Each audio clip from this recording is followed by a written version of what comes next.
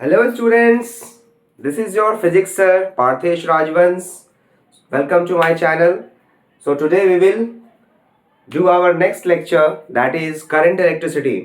हम लोगों ने दो चैप्टर को पढ़ लिया है, ऑप्टिक्स और हीट.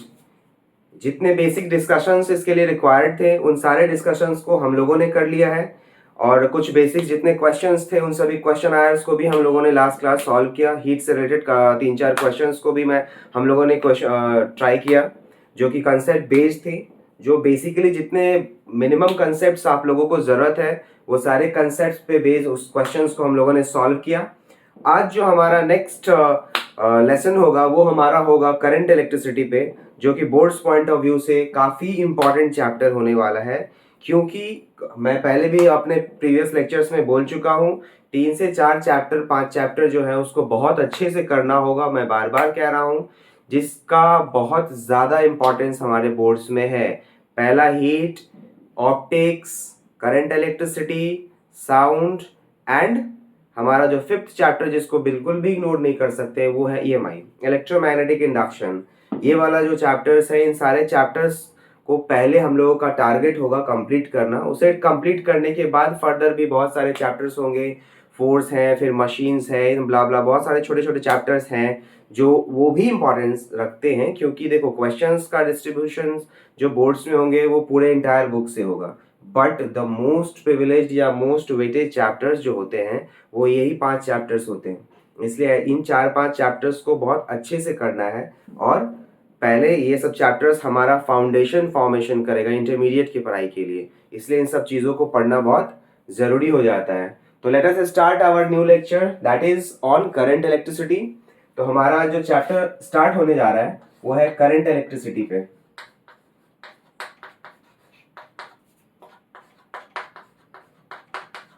Current electricity.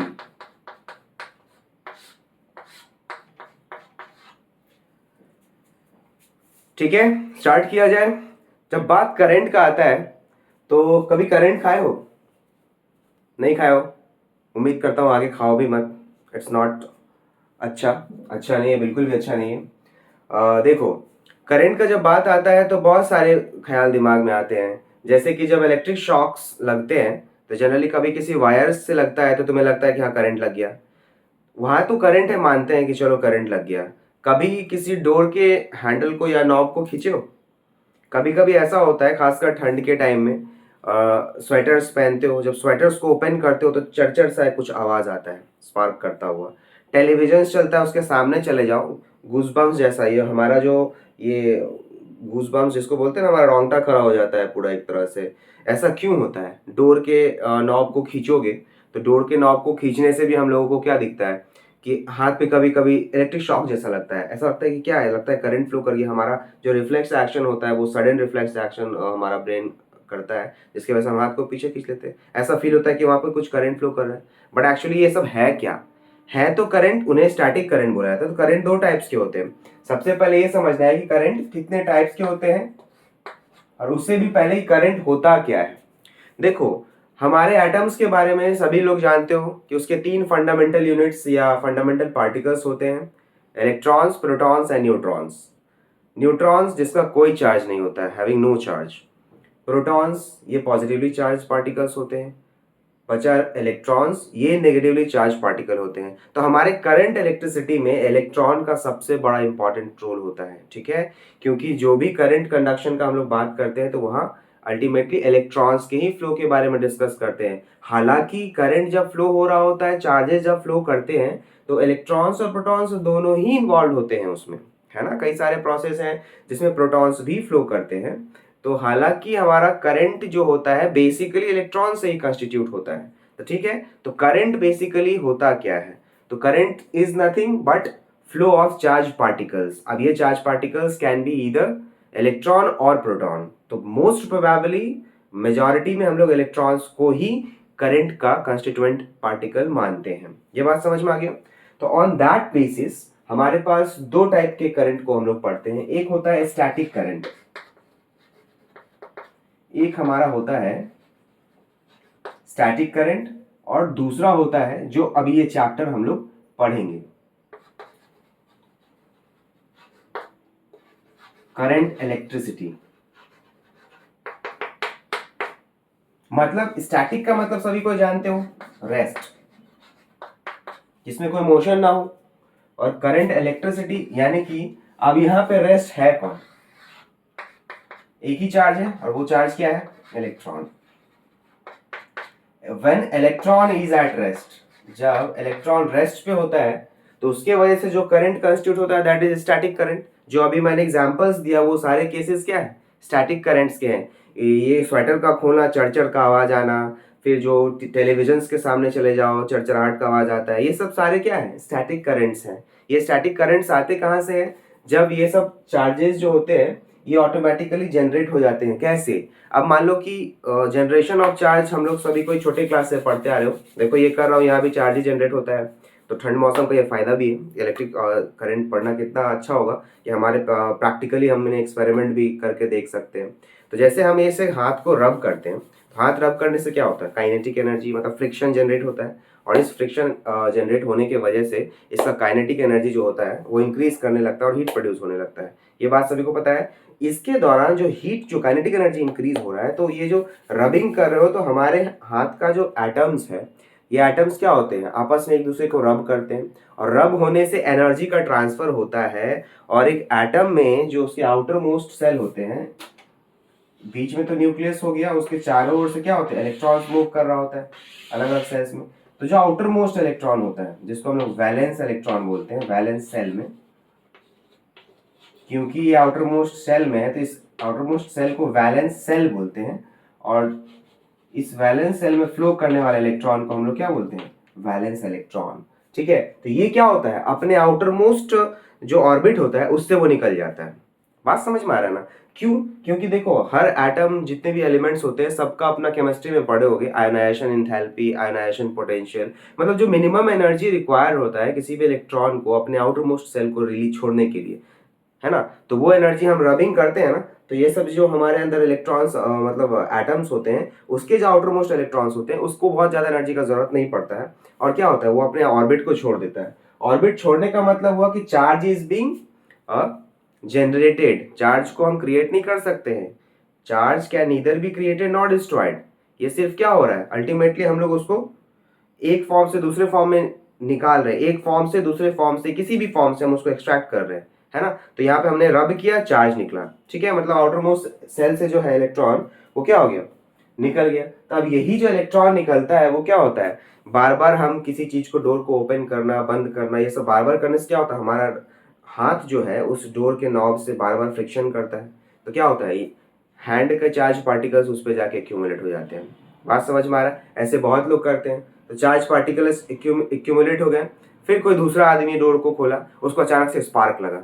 क्यों ऐसा होता है, क्योंकि मान लो चार्ज पार्टिकल जब हाथ से फ्लो कर रहा है, तो एक किस्म का चार्ज पार्टिकल उस डोर के हैंडल पे आ गया।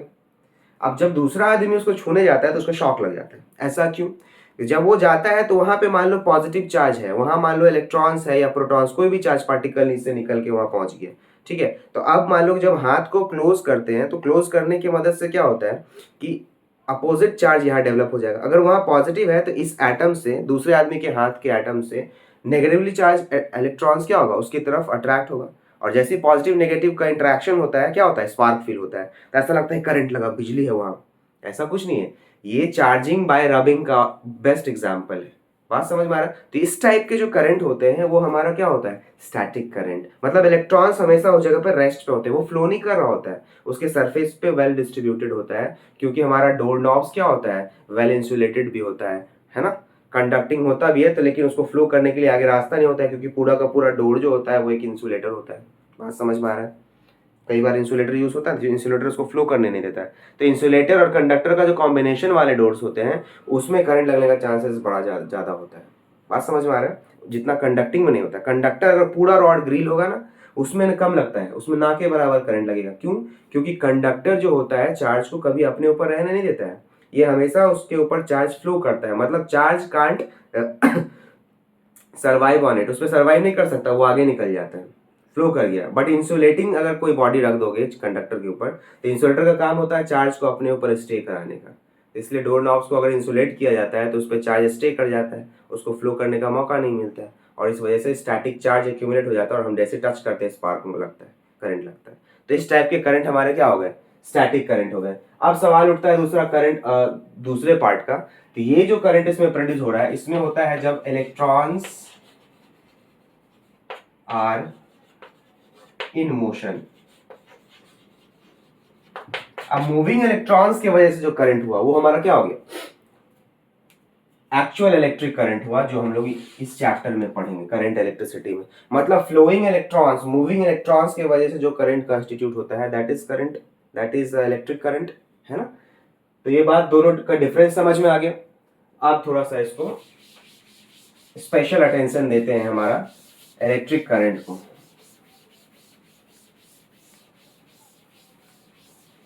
देखो चार्जिंग का कई सारा टेक्निक्स होता है, charging by rubbing, charging by conduction, charging by induction. ये सब हमारा टॉपिक अभी इसका नहीं है, इसलिए उसको उतना डिटेल में अभी हम लोग नहीं जाएंगे।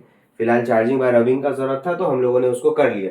अब हमारा जो मेन टॉपिक ऑफ डिस्कशन है करंट इलेक्ट्रिसिटी का, तो अब डिस्कस करेंगे करंट इलेक्ट्रिसिटी होता क्या है। तो इतना तो बात समझ में आ गया है कि current is nothing but the flow of electron, है ना। इलेक्ट्रॉन क्या है, ये एक चार्ज पार्टिकल है। Can it be presented with the help of Q, Q से हम लोग चार्ज को डिनोट करते हैं।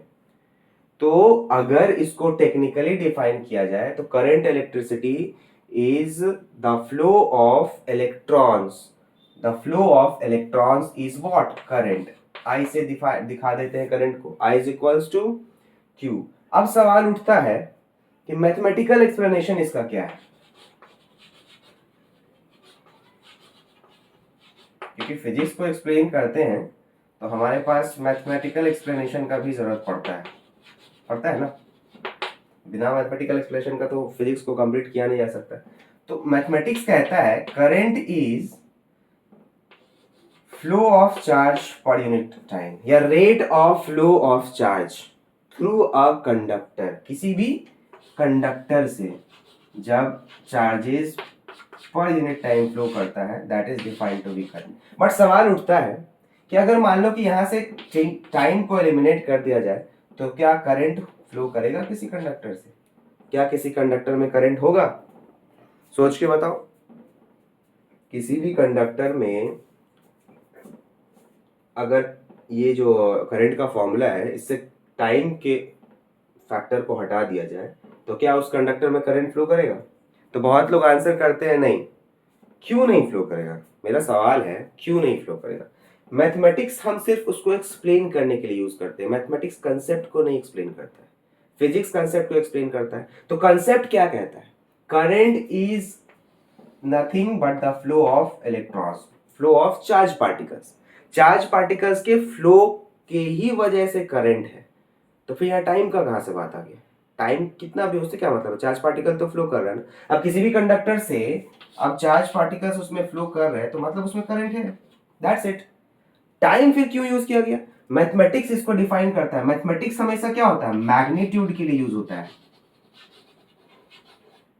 मैग्नीट्यूड या कह सकते हैं मेजरमेंट के लिए। Mathematics is nothing but measurement of any physical quantity. Physics के लिए तो भाई यही एक्सप्लेनेशन है, फिजिक्स के टर्म में मैथमेटिक्स का यही एक्सप्लेनेशन है कि मैथमेटिक्स को हम लोग क्या कह सकते हैं, किसी भी फिजिकल क्वांटिटी के मैग्नीट्यूड को अगर मेजर करना है तो फिर वो हम लोग मैथमेटिक्स की मदद से करते हैं। तो हमने क्या किया कि करंट को मेजर किया इसकी मदद से। ये जो हमने देखा कि ये क्या है, current is nothing but rate of flow of charge through a conductor. मतलब टाइम देने का मतलब है कि किसी भी कंडक्टर से कितना करंट फ्लो कर रहा है, ये हमारा ये फॉर्मूला दे सकता है। मतलब मैग्नीट्यूड ऑफ करंट दे रहा है। ये क्या दे रहा है, ये जो फॉर्मूला है ये हमें क्या दे रहा है, मैग्नीट्यूड ऑफ करंट। मतलब how much current is flowing through a conductor, किसी एक कंडक्टर से कितना करंट फ्लो करेगा ये वैल्यू दे करके हमें बताता है। यानी कि ये करंट को एक्सप्लेन नहीं करता, ये सिर्फ करंट को मेजर करता है। मतलब I equal to Q by T is not the actual definition of current but it is the actual explanation of current. यानी कि मैग्नीट्यूड ऑफ करंट को एक्सप्लेन करता है ये फॉर्मूला, एक्सप्लेन नहीं करता है। ये बात समझ में आ गया। तो बेसिक कंसेप्ट हमारा करंट का ये था। चलो अब आगे बढ़े, समझ में आ गया। इसका ऐसा यूनिट क्या हो सकता है, करंट को हम लोग जनरली एम्पियर में मेजर करते हैं।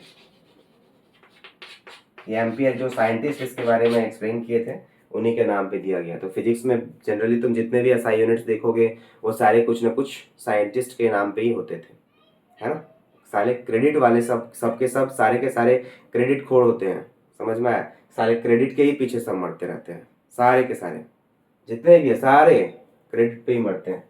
पहले हमारे इंडियन कल्चर में ऋषि मुनि हुआ करते थे, they were known to be the greatest scientist. हम लोग जानते हैं कि बस सिर्फ वो पूजा पाठ करते थे, ऐसा कोई बात नहीं। वो एक रेनाउंड साइंटिस्ट हुआ करते थे, वेल स्किल्ड साइंटिस्ट। वो लोग क्या करते हैं, कुछ भी डिस्कवरीज करके देते थे, जो भी इन्वेंशंस देते थे तो उसके लिए क्रेडिट नहीं लेते थे, क्योंकि उनका मानना है कि ज्ञान जो है वो बिकाऊ नहीं होना चाहिए।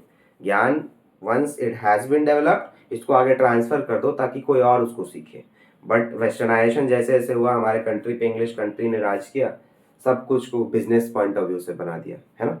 तो वही चीज़ है, उन लोगों ने बस सारा चीज़ कॉपी पेस्ट किया, सीख लिया और अपने नाम पे पेटेंट करा लिया, क्या हो गया हमारे नाम पे ये कंसेप्ट। ऐसा थोड़ी होता है। चलो, करंट हमारा हो गया। अब जो हम पढ़ेंगे अगला topic, electric potential and potential difference. तो बहुत इंपॉर्टेंट चीज है करंट इलेक्ट्रिसिटी। तो ये हो गया, इसको हेडिंग को मिटाओ, हेडिंग का भी फिलहाल जरूरत नहीं है हमारे पास। अब है इलेक्ट्रिक पोटेंशियल।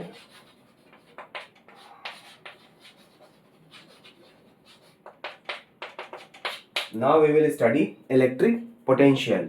बात जब पोटेंशियल का आता है, पोटेंशियल का मतलब कुछ समझते हो? पोटेंशियल का मतलब होता है कहीं ना कहीं कैपेसिटी। अब मान लो कि कोई बहुत बड़ा बॉडी बिल्डर है, उसका कैपेसिटी बहुत ज़्यादा, वो बहुत हैवी हैवी सामान को उठा सकता है, बात समझ रहे हो ना। तो यानी कि उसका पोटेंशियल ज़्यादा है उस काम को करने का, उस हैवी लोड को उठाने का। और कोई पतला दुबला सा आदमी है, वो उस लोड को नहीं उठा सकता, मतलब उसका पोटेंशियल नहीं है ज़्यादा, यानी कि उसका कैपेसिटी नहीं है ज़्यादा। तो potential is nothing but the capacity. किसी भी चीज़ के कैपेसिटी का जब हम लोग डिस्कस करते हैं तो पोटेंशियल उससे हम लोग टर्म को यूज़ करते हैं। कभी कभी टीचर्स बोलते हैं ना किसी स्टूडेंट्स को, इसमें पोटेंशियल है, you have the potential, you can do something, you can do everything if you are dedicated towards your work. बोलते हैं ना, कई बार पीटी मीटिंग में आप लोग अटेंड किए हो, सभी कोई ना कोई क्लास में होगे तो बोलते हैं। तो पोटेंशियल एक्चुअली डिफाइन करता है हमारे किसको, कैपेसिटी को। जैसे हम लोगों ने हीट चैप्टर पढ़ा था, इसमें क्या सीखा था, heat always flows from body at higher temperature to the body at lower temperature. ये बात समझ में आ रहा है? यानी कि हायर टेम्परेचर वाले का बॉडी का जो पोटेंशियल था वो ज्यादा था, उसने ज्यादा एनर्जी स्टोर रखा था, और जो लोअर टेम्परेचर वाला बॉडी था उसका पोटेंशियल क्या था, कम था। इसलिए दोनों के पोटेंशियल में जब डिफरेंस होता है तभी जाकर के एनर्जी फ्लो करता है। यही बेस हमारा आज करंट इलेक्ट्रिसिटी का होगा, इलेक्ट्रोस्टैटिक पोटेंशियल का। बात समझ में आ रहा है? तो इलेक्ट्रोस्टैटिक पोटेंशियल अब समझेंगे कि ये हमारा क्या है, अल्टीमेटली कैपेसिटी को बताता है। तो इसको डिफाइन करते हैं पहले टेक्निकली कि इलेक्ट्रिक पोटेंशियल क्या होता है। जनरली किसी भी ऑब्जेक्ट में पोटेंशियल कब डेवलप होता है, पोटेंशियल कैसे आता है, वो तो नेचुरल पोटेंशियल का हम लोगों ने बात किया। अब थोड़ा सा टेक्निकल बात पे आते हैं, फिजिक्स के टर्म में पोटेंशियल क्या होता है। मान लो कि कोई ऑब्जेक्ट है, उस ऑब्जेक्ट को नीचे से उठाया, इतने हाइट पे लाया। तो छोटे क्लास में पढ़े हो ग्रेविटेशनल पोटेंशियल या पोटेंशियल एनर्जी के बारे में, तो वो क्या बोलता है, with the increasing height potential energy increases, ये पढ़े हो ना।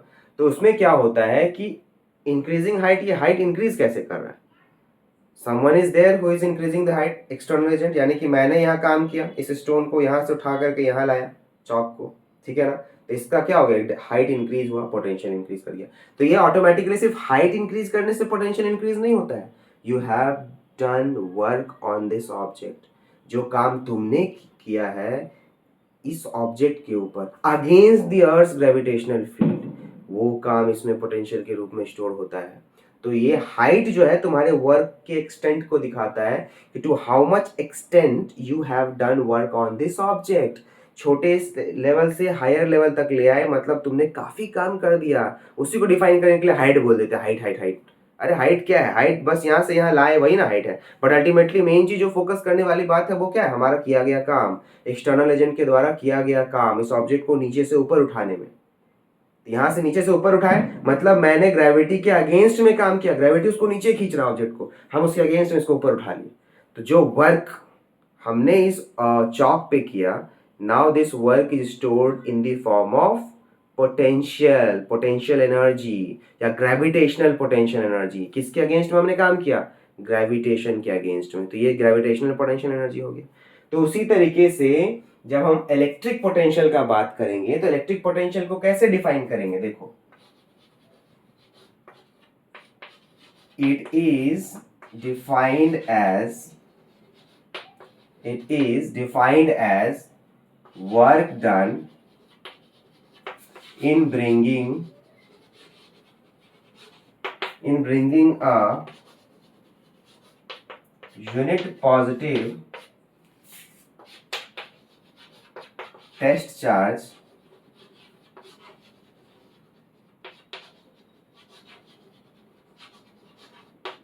from infinity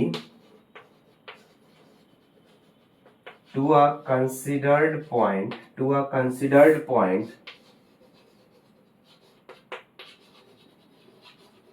under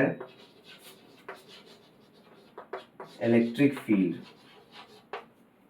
देखो, पोटेंशियल क्या है? Work done in bringing a unit positive test charge from infinity to a considered point under electric field. चलो इसको समझते हैं कि मान लो एक कूलम ऑफ चार्ज इस पर्टिकुलर पॉइंट पे है। एक कूलम चार्ज काफी बड़ा अमाउंट ऑफ चार्ज होता है यहाँ पे। तो आप कोई भी सीधी सी बात है कि अगर ये चार्ज पार्टिकल है तो इसका अपना इलेक्ट्रिक फील्ड होगा, ये अपना फील्ड होगा चार्ज का। तो मान लो इसका फील्ड यहां तक है, सपोज इसका जो फील्ड है at a distance r at this point, let this point be A point तक इसका अपना इलेक्ट्रिक फील्ड। मतलब यहां तक अगर किसी चार्ज पार्टिकल को लाओगे तो यहाँ पे अगर नेगेटिव लाओगे तो अट्रैक्ट हो जाएगा, पॉजिटिव रखोगे तो रिपेल हो जाएगा। मतलब ये इसका इलेक्ट्रिक फील्ड है। ठीक है। अब सवाल उठता है कि हम लोगों को काम करना है in bringing a unit positive test charge infinity from infinity to a considered point under electric field. अब मान लो इलेक्ट्रिक फील्ड के अंदर हमको लेकर के आना है, यानी कि एक्सटर्नल एजेंट को काम करना पड़ रहा है। यानी कि हम लोग को जो चार्ज पार्टिकल लेना है वो पॉजिटिव ही लेना पड़ेगा, क्योंकि नेगेटिव लेंगे तब तो हमको ज्यादा काम करने की जरूरत नहीं है। ये जो इलेक्ट्रिक फील्ड है यही काम कर लेगा, खींच लेगा फटाक से। तो यानी कि हमको यहाँ पॉजिटिव चार्ज लेना पड़ेगा। तो क्या करते हैं, इसमें से एक छोटा सा इन्फिनिटी पे एक यूनिट पॉजिटिव चार्ज रखते हैं, इसको टेस्ट चार्ज बोलते हैं। तुम बोलोगे सर टेस्ट चार्ज, अब क्या नया वर्ड डाल दिए? टेस्ट चार्ज और ये कलेक्शन ऑफ चार्जेस है, बड़ा अमाउंट है इस पे चार्ज का 1 कूलम, और ये सिर्फ एक यूनिट चार्ज है। बात समझ रहे हो? काफी छोटा है मैग्नीट्यूड में। तो इसीलिए टेस्ट चार्ज लिया जाता है कि इस टेस्ट चार्ज की वजह से, देखो भले है ये छोटा सा लेकिन इसका भी अपना इलेक्ट्रिक फील्ड होगा।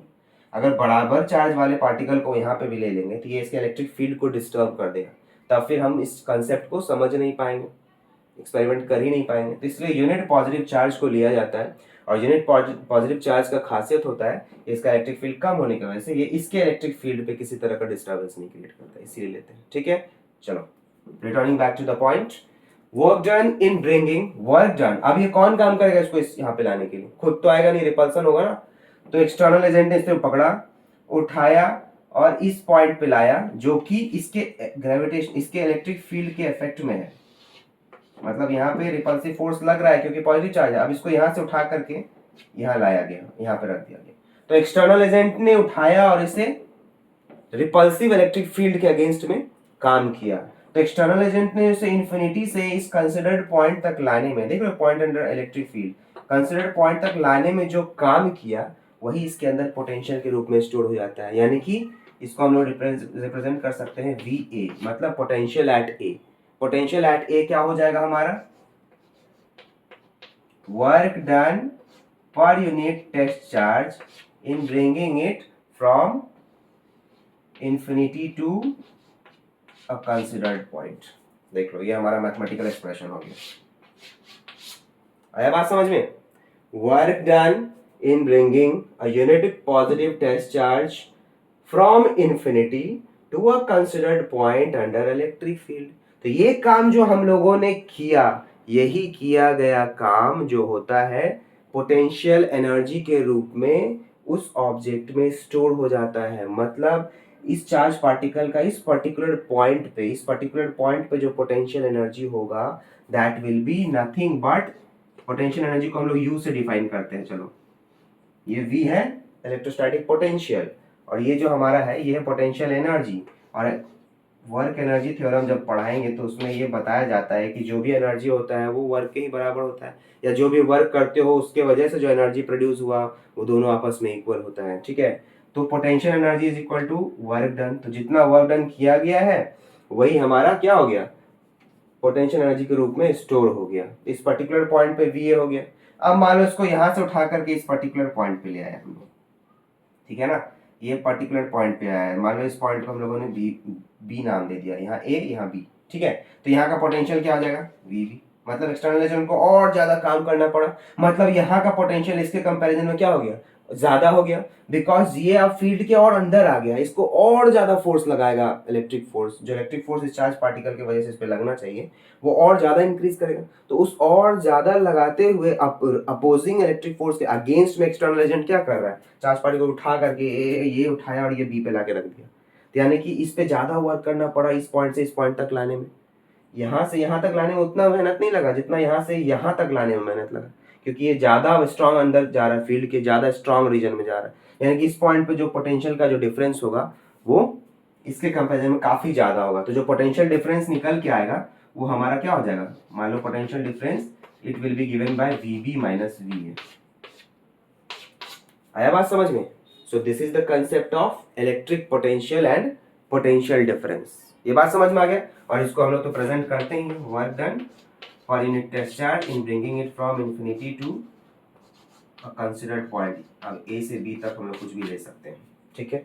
देखो ये हमारा फाइनल एक्सप्रेशन आ गया बात समझ में? तो ये था हमारा बेसिक कंसेप्ट जो electrostatic potential and potential difference पे बेस्ड था। आई होप कि ये बात समझ में आएगा, जितना सिंपलेस्ट वे में हो सका मैंने इसे समझाया। आप जितना समझोगे इसको उतना आप तुम्हारे लिए पढ़ना आसान हो जाएगा, ठीक है। क्लियर है? आगे बढ़े, चलो। अब हमारा जो नेक्स्ट टॉपिक होगा वो होगा इसका एसआई यूनिट तो हम लोगों ने देखा ही नहीं, देख लेते हैं एसआई यूनिट क्या है भाई। हाँ, पोटेंशियल है ना, तो पोटेंशियल हमेशा जनरली वोल्ट में होता है, इसको भी वी से दिखाते हैं, इसलिए बड़ा कंफ्यूजन होता है। ये वी और ये वी में इसका सिंबल भी वी है और एसआई यूनिट भी वोल्ट है, वी है, तो इसीलिए क्या करते हैं ना, कभी कभी ये शॉर्टकट नहीं लिख करके पूरा वोल्ट लिखना, कंफ्यूजन नहीं होगा। नहीं तो इसको कैपिटल करना, इसको स्मॉल वी करना, तो इसमें फिर भी कंफ्यूजन होता है क्योंकि कर्सिव राइटिंग लिखने का सभी को आदत होता है, तो सेम सेम लिख देगा, कंफ्यूजन बन जाएगा, इसलिए तुम एसआई यूनिट इसको पूरा नेम में ही लिखना, वोल्ट में, ठीक है। चलो, तो हमारा इलेक्ट्रिक पोटेंशियल और इलेक्ट्रिक पोटेंशियल जो डिफरेंस है वो बात समझ में आ गया।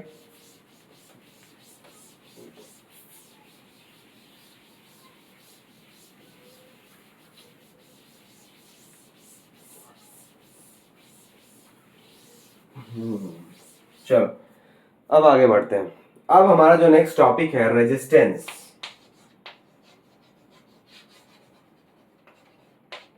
रेजिस्टेंस यो वेरी इंपॉर्टेंट, करंट इलेक्ट्रिसिटी के टर्म में अब हम लोग धीरे धीरे आगे बढ़ रहे हैं। रेजिस्टेंस है ना, अब रेजिस्टेंस क्या होता है, नाम से ही समझ में आ रहा है, रेजिस्टेंस रुकावट, कोई आना चाह रहा है और हम उसको रोक दे रहे हैं, मतलब I am resisting this motion, I am resisting the motion of someone who is trying to come near me, right. हमारे नजदीक आने की कोशिश करो और हम उसको रेजिस्ट कर रहे हैं, दूर भागो, ठीक है। तो ये बात हो गया रेजिस्टेंस का एक जनरल मीनिंग, मतलब जनरल लैंग्वेज में ये कह सकते हैं, मतलब रुकावट, हिंड्रेंस प्रोड्यूस करना। अब इलेक्ट्रिसिटी के टर्म में हम लोग देखते हैं क्या होता है, चलो समझते हैं। मानते हैं एक सर्किट बनाते हैं, रेजिस्टेंस को जनरली ये इस सिंबल से रिप्रेजेंट करते हैं, रेजिस्टर हो, रेजिस्टर बोलते हैं इसको, आर, आर का अपना एक डेफिनेट रेजिस्टेंस होता है। तो रेजिस्टेंस क्या होता है, किसी भी रेजिस्टर का वो प्रॉपर्टी होता है जो ये बताता है कि कोई भी रेजिस्टर करंट के फ्लो को कितना हिंड्रेंस प्रोड्यूस कर सकता है या कितना रुकावट ला सकता है करंट में। किसको रुकावट लाएगा करंट के केस में, इलेक्ट्रॉन्स के फ्लो को, मतलब इलेक्ट्रॉन्स को फ्लो करने में कितना ज्यादा दिक्कत प्रोड्यूस करने वाला है वो रेजिस्टेंस ही होता है ना। रेजिस्टर्स का काम क्या, फिर तुम बोलोगे कि सर क्या जरूरत है रजिस्टर लगाने का, तो जबरदस्ती हम उसको ये रुकावट प्रोड्यूस करेंगे तो शॉर्ट सर्किट नहीं हो जाएगा, रेजिस्टर्स ही है जो बचाते हैं शॉर्ट सर्किट से, क्योंकि करंट कभी कभी वायर्स में ओवरलोड ना हो जाए उसी को कंट्रोल करने के लिए रेजिस्टर्स लगाया जाता है। रेजिस्टर्स का काम ही होता है करंट की एक्सेसिव फ्लो को मॉडरेटली चलाना, मतलब उसको कंट्रोल करना, तो करंट कंट्रोल्ड वे में किसी भी सर्किट में फ्लो करे, इसको इंश्योर करने के लिए हम लोगों को रेजिस्टर का जरूरत पड़ता है। तो आप समझ में आ गया हो कि रेजिस्टर क्या होता है। Resistor is also a type of conductor. Resistor जो होते हैं, ये देखो पहले, resistor is also a type of conductor. Resistor जो होते हैं ये एक तरह का कंडक्टर ही है, which produces hindrance to the flow of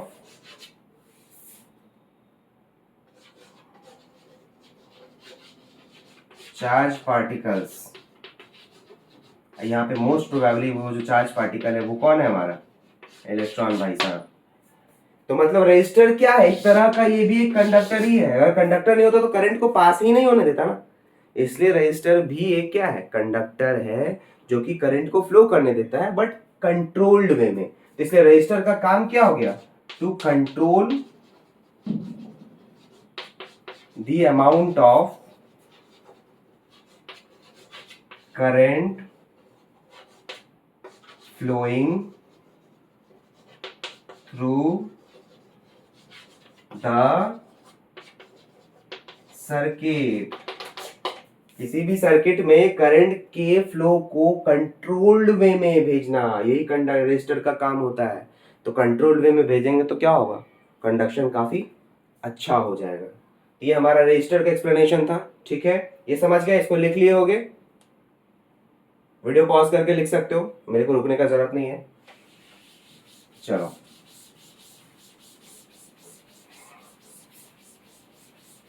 अब इसको थोड़ा सर्किट से समझते हैं। देखो, मानते हैं कंडक्टिंग वायर है, उसमें एक रेजिस्टर लगाया गया, इस रेजिस्टर में एक सेल को जोड़ दिया गया, ठीक है, पॉजिटिव और नेगेटिव टर्मिनल का है ना। अब इस थोड़ा सा इलेक्ट्रिक फील्ड के बारे में भी थोड़ा समझ लेते हैं रेजिस्टर्स की मदद से, ठीक है। तो रेजिस्टर क्या करता है,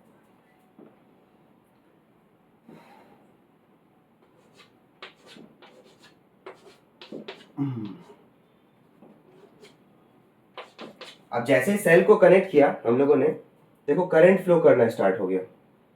अब मानते हैं ये सेल जो है 12 वोल्ट का है। बैटरी और सेल में कंफ्यूज मत होना, सिंगल है तो सेल है और डबल कर दिया तो बैटरीज। तो इसलिए बैटरी वर्ड जो जनरली यूज करते हैं ना हम लोग, वो प्लूरल सेल्स है, नंबर ऑफ सेल जब ज्यादा होंगे तब बैटरीज यूज करते हैं। अब चलो देखते हैं, ये इलेक्ट्रोस्टैटिक पोटेंशियल और जो पोटेंशियल समझा वो हम लोग आप सर्किट की मदद से और रेजिस्टेंस लगा करके इस दोनों को एक साथ समझते हैं, ठीक है। तो मान लो ये दो पॉइंट है, this is point X and this is point Y. अब इस दोनों पॉइंट से होते हुए अगर हम देख रहे हैं करंट को फ्लो करता हुआ, तो क्या दोनों पॉइंट जो है पोटेंशियल दोनों का सेम है क्या, बिल्कुल नहीं। देखो, this point is connected to the positive terminal. Positive terminal मतलब it is at higher potential, ये Vx पोटेंशियल हो गया, और ये नेगेटिव टर्मिनल से कनेक्टेड है, मतलब ये तुम्हारा y है ना, तो Vy कर दो, यहाँ Vx किए थे तो ये क्या हो जाएगा Vy। तो ये हमारा लोअर पोटेंशियल पे है। तो देख रहे हो ना, बैटरीज जब कनेक्ट करते हैं, सेल्स को जब कनेक्ट करते हैं तो करंट कब फ्लो करता है, when there is a potential difference between two points. जब तक दोनों पॉइंट के बीच में पोटेंशियल डिफरेंस नहीं होगा, करंट फ्लो कैसे करेगा। ये तो यूनिवर्सल नियम है कि energy always flows from body at higher potential to the body at lower potential. मतलब हायर पोटेंशियल रीजन से लोअर पोटेंशियल रीजन में ही फ्लो करता है, वेदर हीट हो, करंट हो, कुछ भी हो। पानी का ही फ्लो देख लो, हायर पोटेंशियल जहां से होता है वो लोअर की तरफ बढ़ना चाहता है। हर कोई अपने आप को इक्विलिब्रियम स्टेट में लाने की चक्कर में रहता है, अपने आप को स्टेबल रखना चाहता है। ये प्रकृति का नियम है, नेचर जो है हमारा, इसमें हर चीज अपने आप को वेल स्टेबल रखना चाहता है, ठीक है, चाहे लिविंग बीइंग हो या नॉन लिविंग बीइंग हो। तो हमारे पास देखो ये दोनों के बीच में पोटेंशियल का डिफरेंस है, इसके वजह से ही करंट फ्लो करने लगा। एक टाइम आएगा करंट फ्लो करते करते ये क्या हो जाएगा, डिस्चार्ज होने लगेगा। तो डिस्चार्ज होने का मतलब है there is no current. No current का मतलब क्या होता है, इसका टेक्निकल मीनिंग कि दोनों जो पोटेंशियल है, मतलब potential at x is equals to now potential at y, दोनों का पोटेंशियल सेम हो गया, तो जो पोटेंशियल डिफरेंस निकल के आएगा दोनों का क्या हो जाएगा, सेम पोटेंशियल होने की वजह से zero. So there is no potential difference, there is no current, there is no current. ये बात समझ में आ गया। अब यहाँ रेजिस्टर लगाया गया। रेजिस्टर भी एक कंडक्टर है जो करंट के कंडक्शन में मदद करता है इन अ कंट्रोल्ड मैनर। तो रेजिस्टर लगा दिया तो क्या होगा, अब मान लो कि इसको थोड़ा सा मॉडिफाई करके एक जॉकी लगा दिया हम लोगों ने, अपने फिजिक्स लैब में देखा होगा आपने, और रजिस्टर के ऊपर एक मूवेबल जॉकी जैसा होता है क्लिप, उसको मूव करोगे। तो अब यहाँ देखा गया कि यहाँ पे एक रजिस्टर लगा दिया गया और यहाँ पे एक एमीटर को लगा देते हैं, एमीटर, ठीक है। ये पॉजिटिव मान लो, ये नेगेटिव मान लो, सब बताते हैं पॉजिटिव नेगेटिव क्या होता है। देखो डिवाइस भी करंट इलेक्ट्रिसिटी में 3 टाइप्स के होते हैं। एमीटर का काम क्या होता है,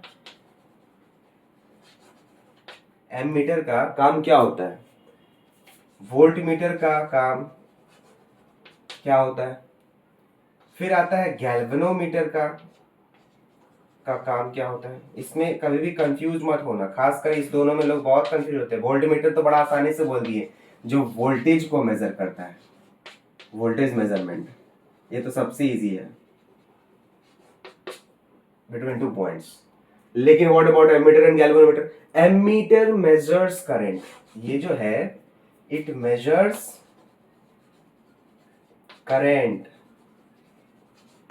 एमीटर करंट को मेजर करता है कि how much current is flowing through a conductor, वो एमीटर काम करता है। मतलब इस सर्किट में कंडक्टर ही वायर है, कितना करंट फ्लो करेगा ये एमीटर बताएगा। और जो वोल्ट मीटर होता है वोल्टेज को, क्या गैल्वेनोमीटर का काम क्या हो गया फिर, गैल्वेनोमीटर डिटेक्ट्स करंट। इसका काम क्या है, करंट को सिर्फ डिटेक्ट करना इन द सर्किट, सर्किट में करंट फ्लो कर रहा है या नहीं, इसको डिटेक्ट करने का काम कौन करता है, गैल्वेनोमीटर। मतलब तीनों कहीं ना कहीं एक सर्किट में बहुत अपना इंपॉर्टेंट रोल प्ले करता है। तो सबसे पहला काम कि सर्किट में करंट फ्लो कर रहा है कि नहीं कर रहा है, ये अगर मान लो नहीं पता चल रहा है कि बहुत कम वोल्टेज का बैटरी अगर लगा देते हो सेल, तो क्या करो, गैल्वेनोमीटर लगा दो। उसमें हर स्लाइट डिफ्लेक्शन भी अगर आ गया ना तो मतलब सर्किट में करंट है। चलो गैल्वेनोमीटर काम हो गया, खत्म, इसको हटाओ। फिर आता है इस दोनों का, एमीटर और वोल्ट मीटर का। तो यहाँ पे हम लोगों ने क्या कनेक्ट किया है, एमीटर। एमीटर का काम क्या है कि कितना करंट फ्लो कर रहा है ये देखना। अब देखो बड़ा इंटरेस्टिंग बात है कि अब इसका करंट मेजरमेंट होगा कैसे। रेजिस्टेंस को वेरिएबल रेजिस्टेंस बना दिया गया है, फिक्स नहीं रहा। यहाँ पे रखोगे तो देखो यहाँ से यहाँ तक का ही रेजिस्टर का यूज हो रहा है, इसको यहाँ कर दो, देखो अभी इधर से करंट फ्लो किया, इधर से इधर जाएगा, तो मतलब जब यहाँ पे जॉकी है तो ये मैक्सिमम रेजिस्टेंस को ऑफर कर रहा है। अब जॉकी को उठा के यहाँ ले आ दो तो कम हो गया, इस पे ले आओ कम हो गया। तो मतलब जैसे जैसे जॉकी को आगे बढ़ा रहे क्या हो रहा है, रेजिस्टेंस को घटा रहे। मतलब करंट जो होगा इसमें क्या होगा, जैसे जैसे रेजिस्टेंस को घटाएंगे करंट ज्यादा मेजर करेगा, और जैसे जैसे रेजिस्टेंस को बढ़ाएंगे करंट क्या होगा, घटाना बढ़ाना जैसे ही करेंगे तो एमीटर क्या करेगा, करंट के मेजरमेंट को डिफ्लेक्शन दिखाएगा, मतलब कम ज्यादा दिखाएगा। रेजिस्टेंस जैसे ही हम लोगों ने ज्यादा लगाया तो करंट क्या हो गया, घट गया, और जैसे ही रेजिस्टेंस को कम किया करंट इंक्रीज कर गया। यही हमारा बेस होगा ओम्स लॉ समझने के लिए। समझ में आया? तो इसीलिए बताना, इसीलिए इतना इंपॉर्टेंट था जो मैंने पहले ही बता दिया। अब ओम्स लॉ समझना बहुत ही ईजी हो जाएगा। बात समझ में आ गया? तो रेजिस्टर का क्या काम हो गया ये समझ में आया? तो ये बहुत इंटरेस्टिंग और इम्पॉर्टेंट एक बात है जिसको सभी को नोट करके रख लो रजिस्टर के बारे में,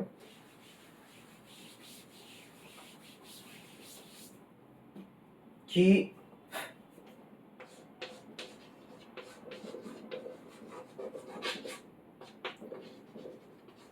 the resistance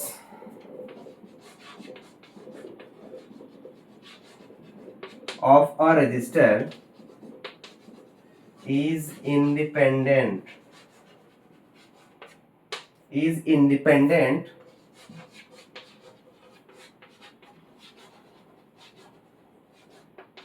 of the potential difference, current flowing through the circuit,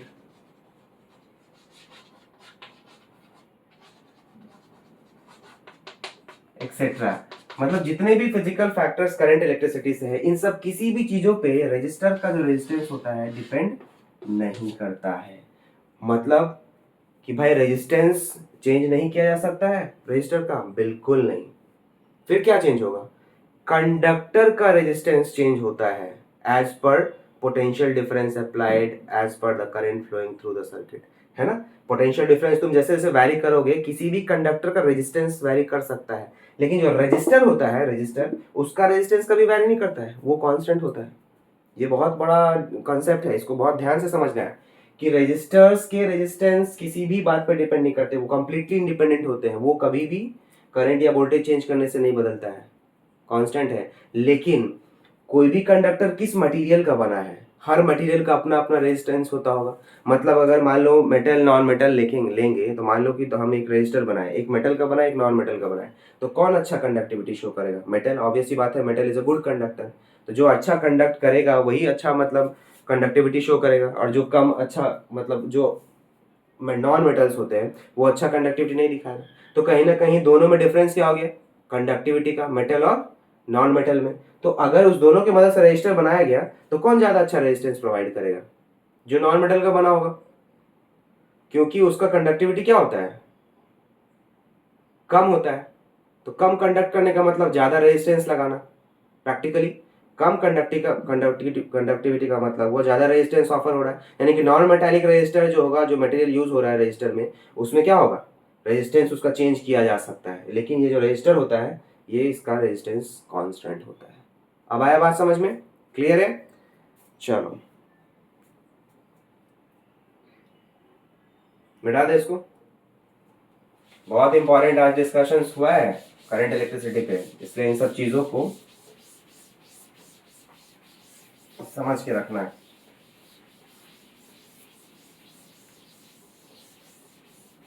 एक पोलिंग करना चाहते हैं कि हाँ, वीडियोस दोनों तरह के हमारे यूट्यूब के चैनल पे आ रहा है, लॉन्ग वीडियोस भी है, थोड़ा शॉर्ट भी है, और शॉर्ट्स तो है ही, शॉर्ट्स सभी को ही देखना, बहुत इंपॉर्टेंट एक्सपेरिमेंट सब उस पर करते हैं। तो लॉन्ग में कभी कोई वीडियो ऑलमोस्ट 1 आवर का होता है, और कभी कभी कोई half an hour, 32 minutes, 35 minutes का भी होता है। तो तुम लोगों के लिए कौन सा वीडियो ड्यूरेशन जो है ज़्यादा सुटेबल लगता है कि सर लॉन्ग बनाइएगा तो अच्छा रहेगा, एक सुटेबिलिटी बनेगा, कंटिन्यूटी बना रहेगा, वो ज़्यादा बेटर है, कि या फिर टॉपिक वाइज उसको थोड़ा ड्यूरेशन घटा करके बनाया जाए, सो दैट लेंदी या बोरिंग ना लगे? कंटिन्यूअसली होता है ना, कभी कभी पढ़ते पढ़ते दिमाग थक जाता है, तो 40 मिनट से ज़्यादा दिमाग कॉन्सेंट्रेट नहीं कर पाता, और खासकर मोबाइल वोबाइल का शॉर्ट्स का ज़माना है, तो थोड़ा सा कॉन्सेंट्रेशन बच्चों का डिस्टर्ब होता ही है, एंटरटेनमेंट की तरफ चल जाता है। तो ये आप लोग जरूर बताना कि मुझे लॉन्ग ड्यूरेशन बनाना ही चाहिए, क्योंकि अगर क्वालिटी पढ़ाई चाहिए तो लॉन्ग ड्यूरेशन बहुत यूजफुल है, और अगर थोड़ा सा चाहिए कि ब्रेक ले लेके पढ़ना है तो उसको भी रोक के फिर बाद में कंटिन्यू कर सकते हो। लेकिन अगर शॉर्ट वीडियो है, छोटा है, आधे घंटे का है, तो वो एक बार में फटाक से देखा जा सकता है। तो ये आप लोग जरूर बताना, ठीक है। चलो, हमारा नेक्स्ट टॉपिक जो है वो है फैक्टर्स अफेक्टिंग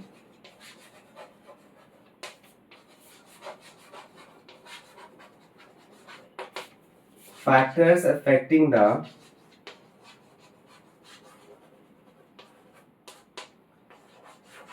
रेजिस्टेंस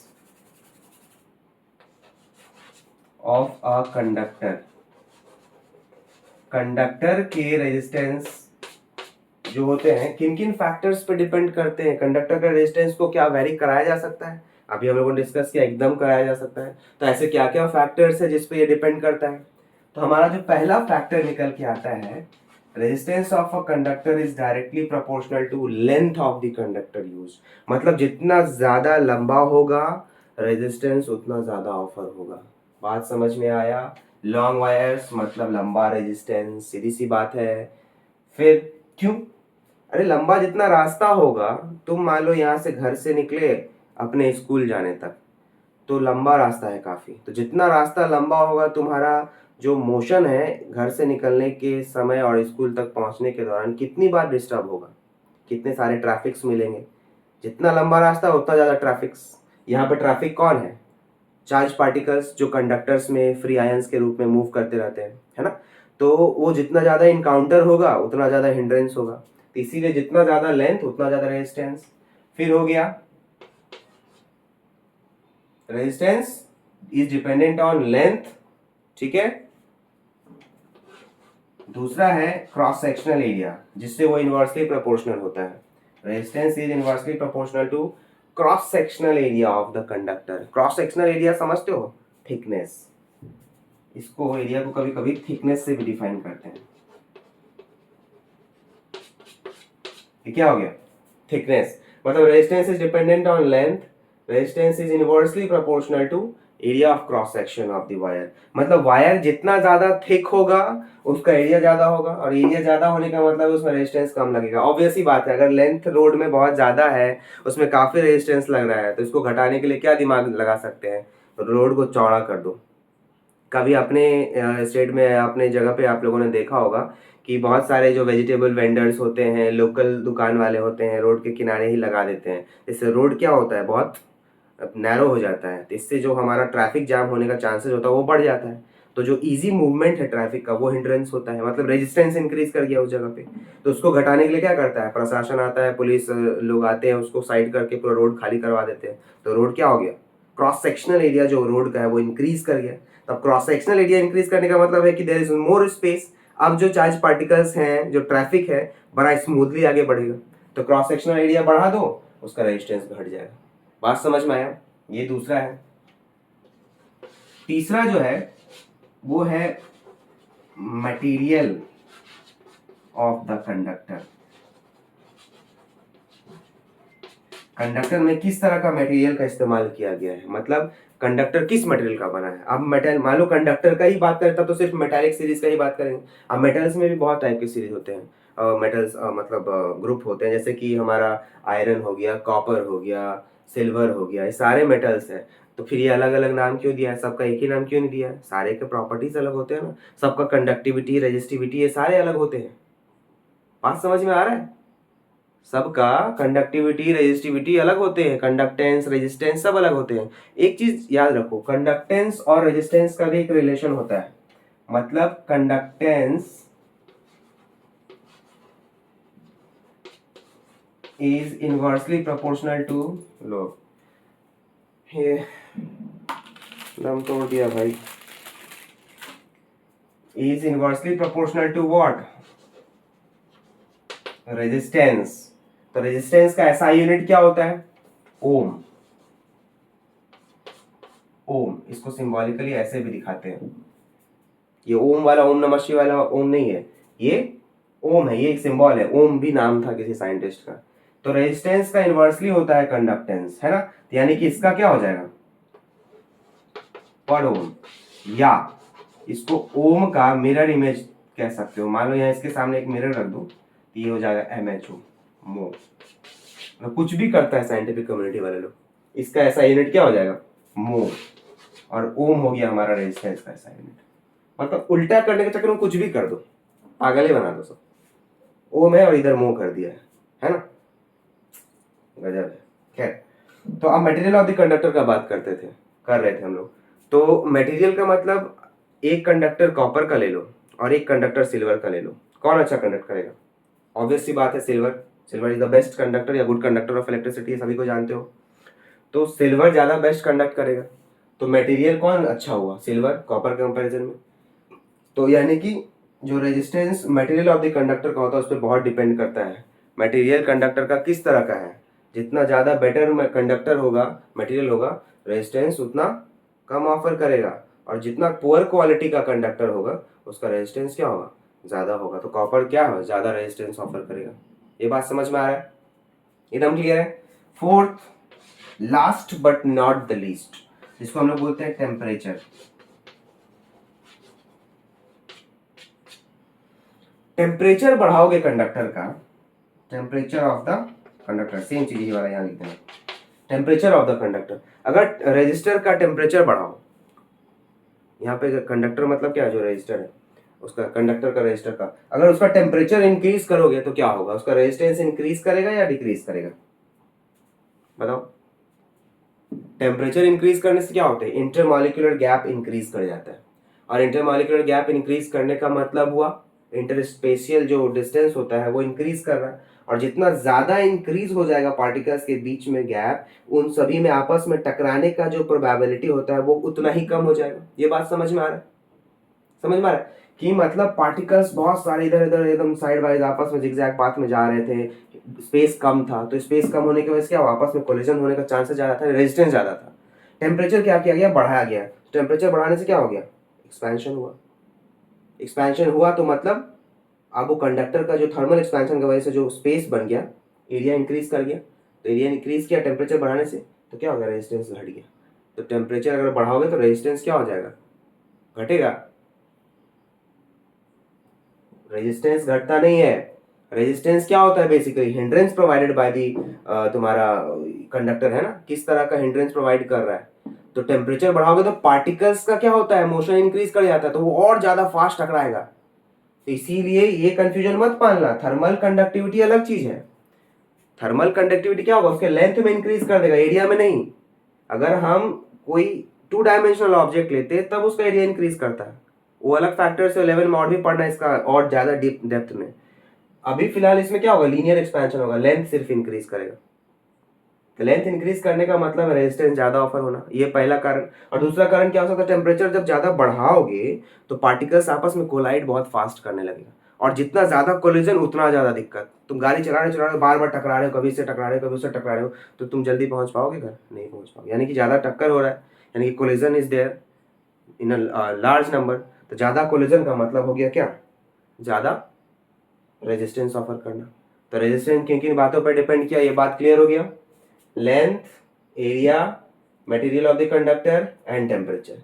तो क्या इसको हम लोग पूरी तरीके से यूनिफाई करके एक इक्वेशन का फॉर्म दे सकते हैं, बिल्कुल दे सकते हैं। देखा जाए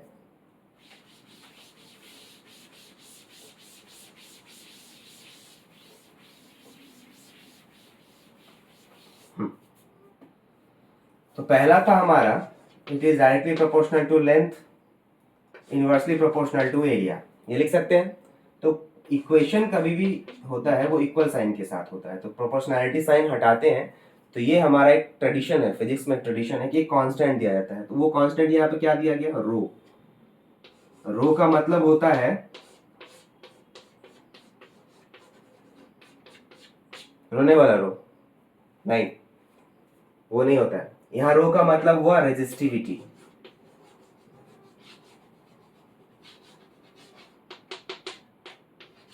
resistivity of the material of the conductor, मतलब किसी भी कंडक्टर का मटेरियल का वो क्वालिटी जिसके हिसाब जिसके अकॉर्डिंग वो अलग अलग रेजिस्टेंस ऑफर करेगा, जैसा मटेरियल वैसा रेजिस्टिविटी और वैसा रेजिस्टेंस वो ऑफर करने वाला है। ये बात समझ में आया? तो इसमें किसी तरह का डाउट हुआ? अभी आज का जो भी लेक्चर था उसमें जितना भी तरह का डिस्कशंस हुआ, is there any type of doubt? अगर ऐसा रहा होगा तो आप कमेंट करके पूछ भी सकते हो, you are all free, comment section को ओपन रखा गया है। अगर किसी तरह का डाउट हो तो आप उसे पूछ सकते हो। हाल ही अभी एक शॉर्ट में एक बच्चे ने पूछा क्वेश्चन कि आपने जो कन्वर्जिंग लेंस वाला एक्सपेरिमेंट किया था, जो लेजर लाइट को मारा था, तो इट इज कन्वर्जिंग और डाइवर्जिंग। अरे भाई, वीडियोस को कभी भी देखो तो गौर से देखा करो। कन्वेक्स लेंस का प्रॉपर्टी मैंने क्या बताया, वो कन्वर्जिंग नेचर का होता है, तो ऑब्वियस सी बात है लाइट को वो कन्वर्ज करेगा टुवर्ड्स द फोकस, है ना। तो लाइट को प्रिंसिपल एक्सिस की तरफ बेंड कर देगा। तो वह साफ बताया गया है, तो उसको ध्यान से सुनो पहले, समझने के बाद अगर वीडियो में वो कंटेंट नहीं तब पूछो, अगर ऑलरेडी वीडियो में एक्सप्लेन कर दिया गया है तब उसको ध्यान से देखो, ठीक है ना। तो ये हमारा जो बेसिक था, ये सारा क्या था, करंट का भी स्टार्टिंग सारा बेसिक्स था। तो हम लोगों ने क्या क्या पढ़ा, करंट इलेक्ट्रिसिटी में स्टैटिक करंट और जो फ्लोइंग चार्ज की वजह से जो करंट इलेक्ट्रिसिटी है उसके बारे में पढ़ा। फिर हम लोगों ने पोटेंशियल, इलेक्ट्रिक पोटेंशियल, फिर तुम्हारा पोटेंशियल डिफरेंस, इसको भी देखा, है ना। फिर हम लोगों ने रेजिस्टर्स के बारे में पढ़ा। फिर हम लोगों ने फैक्टर्स अफेक्टिंग रेजिस्टर्स है उन सब के बारे में पढ़ा।